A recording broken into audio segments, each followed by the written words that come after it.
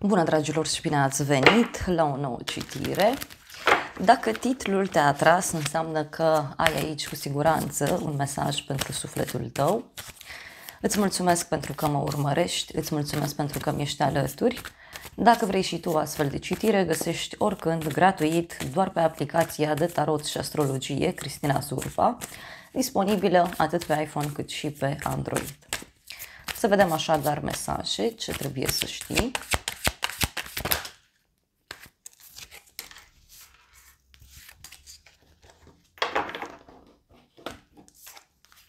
Ok, a început citirea.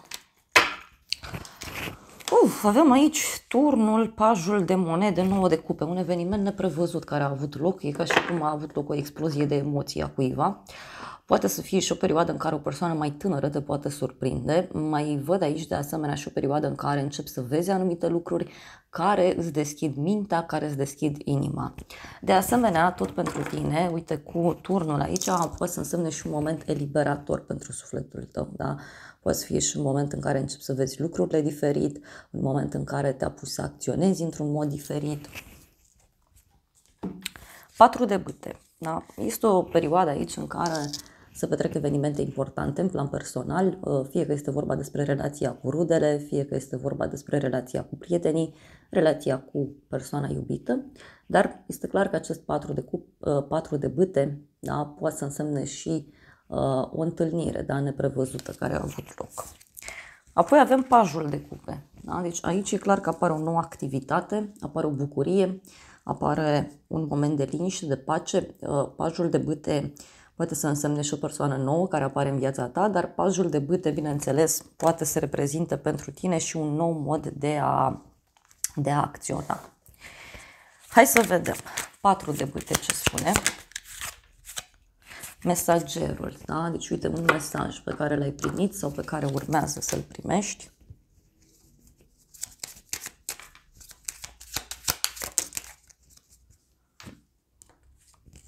Avem doctorul, da? Și o persoană care se uită. Deci parcă e cineva aici care, știu eu, a venit cu o veste, fie legată de zona medicală, fie legată de o problemă a cuiva din jurul tău.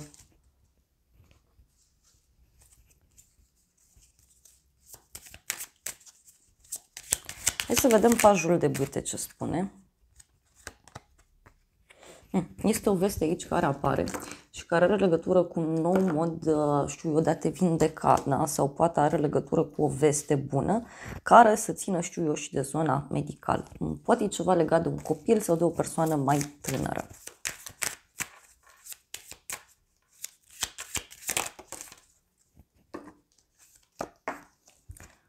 Uite, este o speranță aici pe care o văd eu și care poate avea legătură cu ideea de vindecare.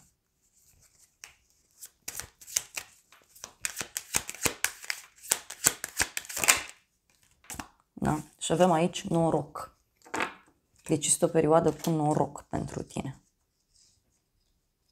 Apare o veste, o speranță, este cineva care te ajută aici. Fie cu un sfat, fie fizic, persoana asta te ajută. Hai să vedem ce spune și tarotul meu. Și avem aici așa, companie plăcută și musafiri. Deci, pentru tine văd aici, uite, o persoană care îți vine în vizită și care te poate ajuta foarte mult în această situație.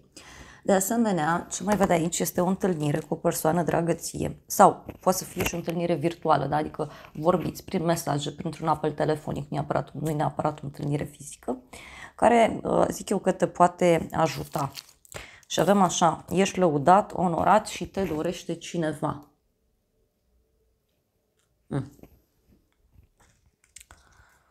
Poate este o persoană care te admiră, o persoană care ține mult la tine.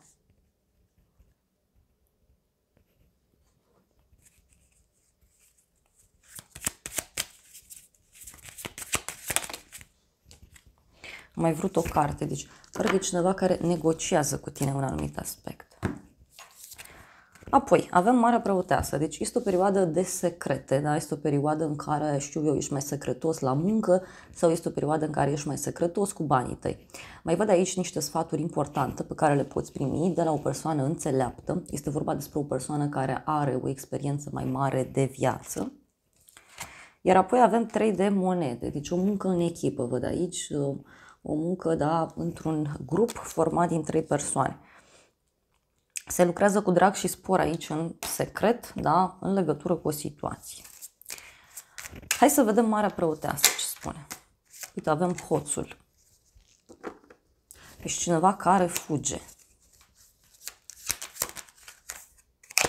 Reuniune, avem aici. Poate cineva care evită o întâlnire sau poate să fie și cineva care, nu știu, pare să fie gelos sau geloasă pe ceva anume.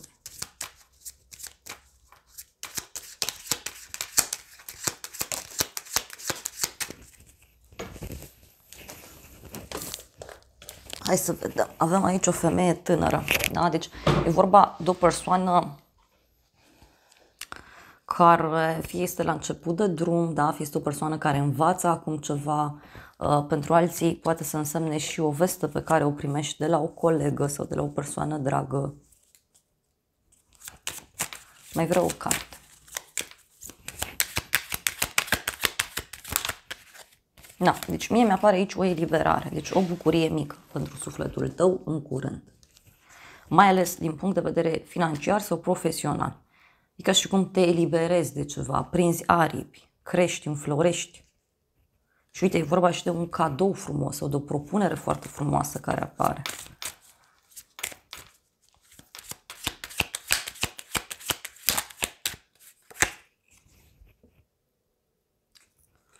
Poate să fie aici ceva legat de un bărbat mai matur. Poate e vorba de un șef, un părinte, un coleg.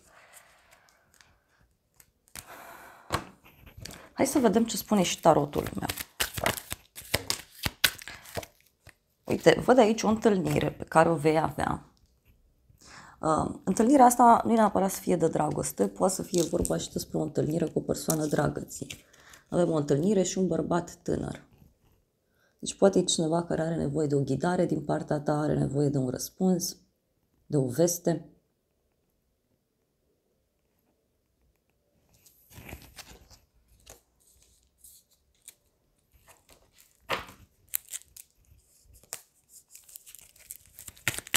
Mai vreau o carte.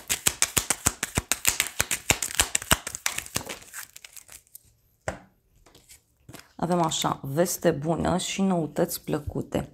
Aici ce văd eu e că dacă aștepți o veste din punct de vedere profesional sau financiar, această veste este pozitivă. Și poate să fie și o veste care are legătură cu o ședință, cu o grupare de oameni. Și uite, avem o invitație, drum lung și cununie relații. Hai să vedem surpriza. Pajul de spade. Surpriza are legătură cu o persoană curioasă, cineva care este dornic să experimenteze tot felul de lucruri. Și asul de spade. Surpriza are legătură cu o soluție pe care o găsești. Sau cu o persoană care studiază intens. Poate să fie vorba și despre o persoană care descoperă ceva. Dar pentru alții, surpriza poate avea legătură și cu o veste care, știu eu, ține de acte. Da? Cineva care experimentează practic ceva și de acolo extrage o teorie. Poate să fie și o persoană care îi place foarte mult să experimenteze tot felul de lucruri. Hai să vedem pajul de spade. Este o persoană supărată, da? O persoană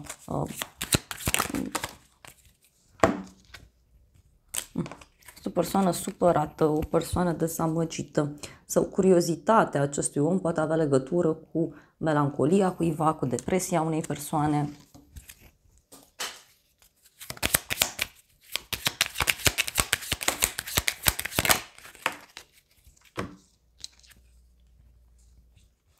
Și avem consolare și constanța. Deci cineva care se consolează aici.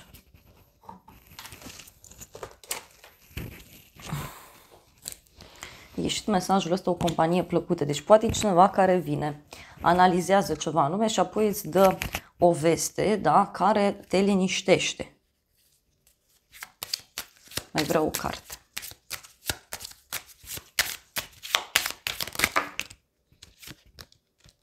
Avem disperare și falsitate. Deci poate să fie vorba despre o persoană disperată, da? Sau o persoană falsă.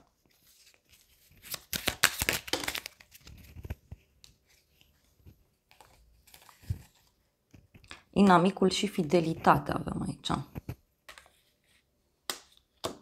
Poate e cineva, da, pe care tu l-ai crezut prieten.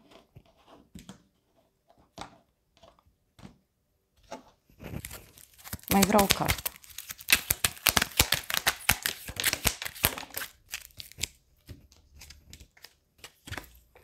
Avem așa, noutăți la drum lung și o veste onorabilă. Deci aici e clar că pot veni și niște vești extraordinar de bune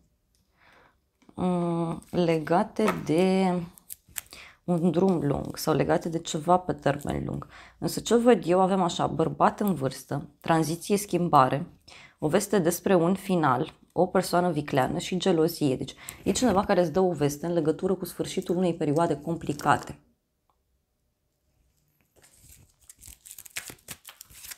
Mai vreau o carte.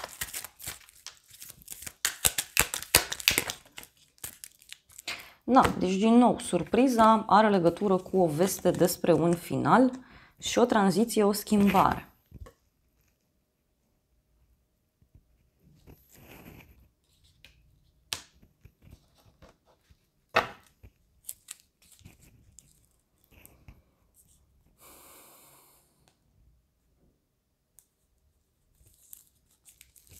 Mai vreau o carte. Ce-i cu schimbarea asta?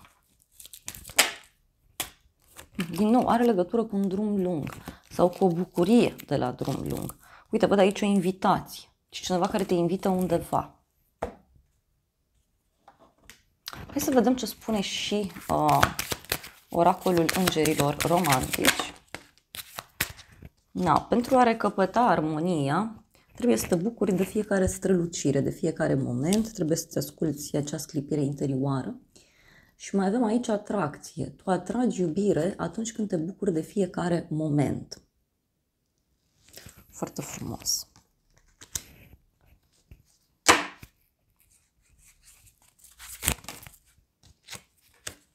Și avem așa, factori religioși. Iubirea ta începe să fie afectată de către niște factori religioși sau de o cale spirituală. Iar apoi avem așa, probleme în familie.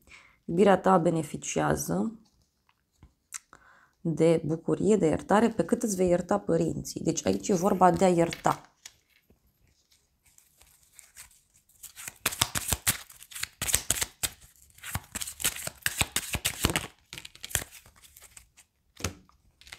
Și ce văd eu aici? Avem așa, o nouă iubire, o nouă persoană.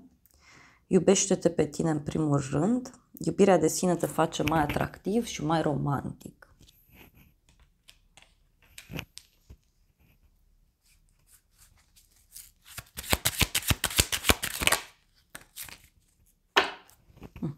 Văd aici și o împăcare. Deci cineva care vrea să reluați legătura, vrea să reluați un proiect.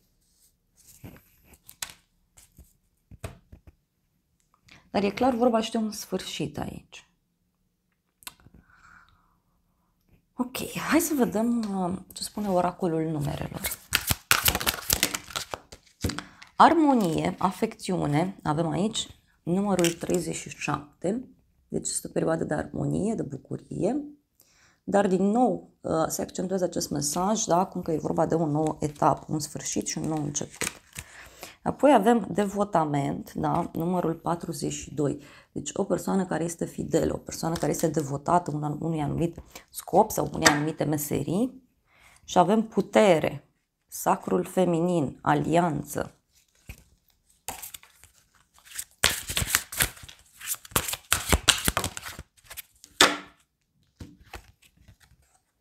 Perseverență, numărul 32. Deci, surpriza aici poate avea legătură cu cineva care insistă, cineva care nu se lasă, cineva care se străduiește din puterile sale să rezolve un anumit lucru.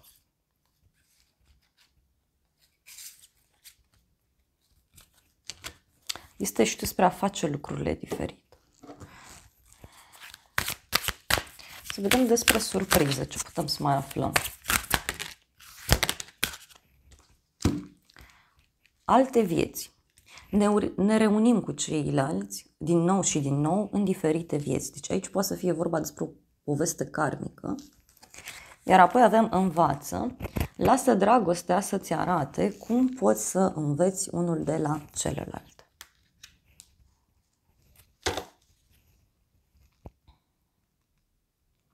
O legătură de dragoste crește mai puternic în timp. Mai vreau o carte.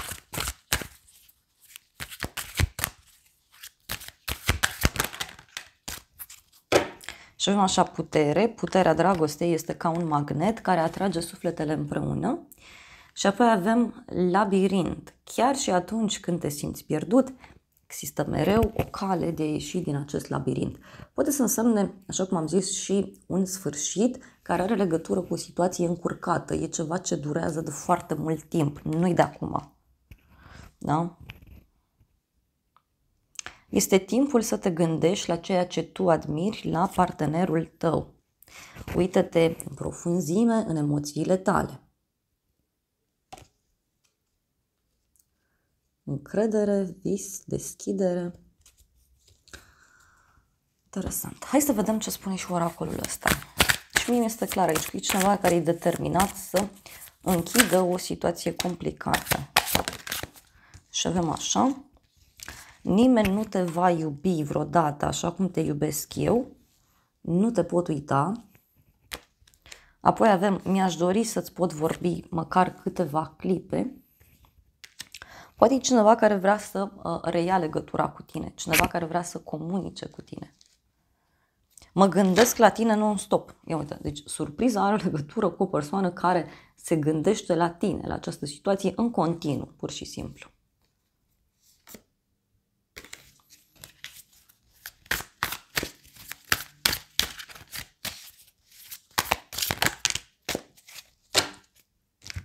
Cineva care zice așa, mi-a fost teamă să nu mă părăsești, ieși din sufletul meu, te rog. Da, e clar aici o persoană care are ca un fel de obsesie, da? Însă văd eu că această situație se finalizează. Acum poate e vorba de o persoană care e în mintea ta, da, în permanență și persoana aceasta trece prin niște transformări. Prin niște schimbări. Să vedem ultimele mesaje pentru cei care ați rămas alături până la final.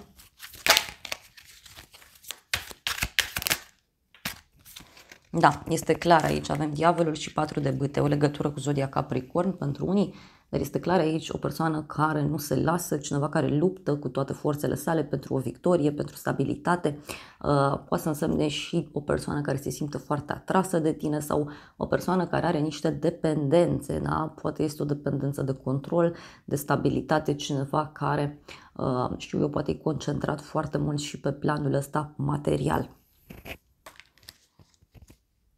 8 de bâte, da? Cavalerul de spade, deci cineva care reacționează într-un mod total ciudat, total neașteptat. Da? E o persoană care nu are de gând să renunțe.